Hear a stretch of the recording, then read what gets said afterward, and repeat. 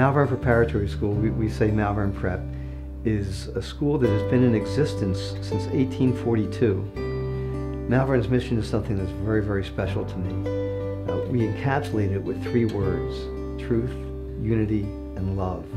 And we have now 650 students. That's the largest we've been in history. Don came here in the 50s, and he assumed very early on a leadership role, whether it was being on student council or being a captain of one of the many teams that he played on. He just came and began as a leader. He obviously graduated, he went on to Dartmouth, and he was very grateful for his Malvern Prep education. At Malvern, it has been a growth experience except for one moment in its history, in our history. And that happened in the 1970s. The school was just in dire straits.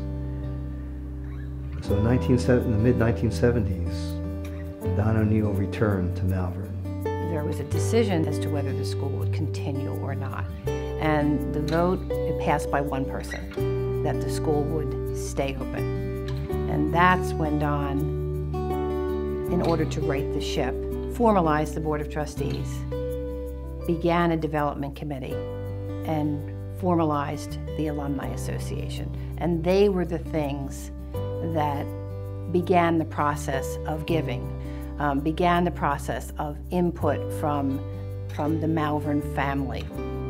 And during that period of time, he also became the chairman of the Board of Trustees.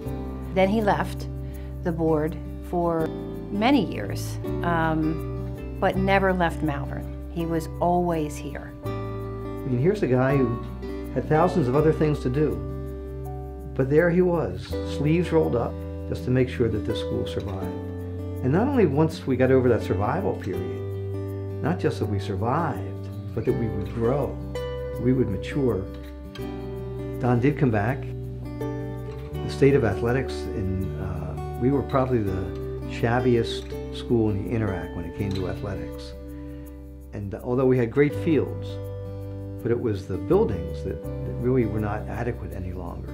So we put together a building. It was more than just a little gym. It was what people talked about when they left the campus. So we went from the shabbiest athletic facility in the Interacademic League to the best.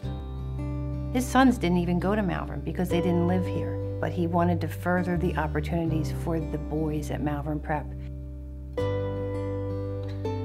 He speaks from his heart, and it's about the good of Malvern and what will become of Malvern.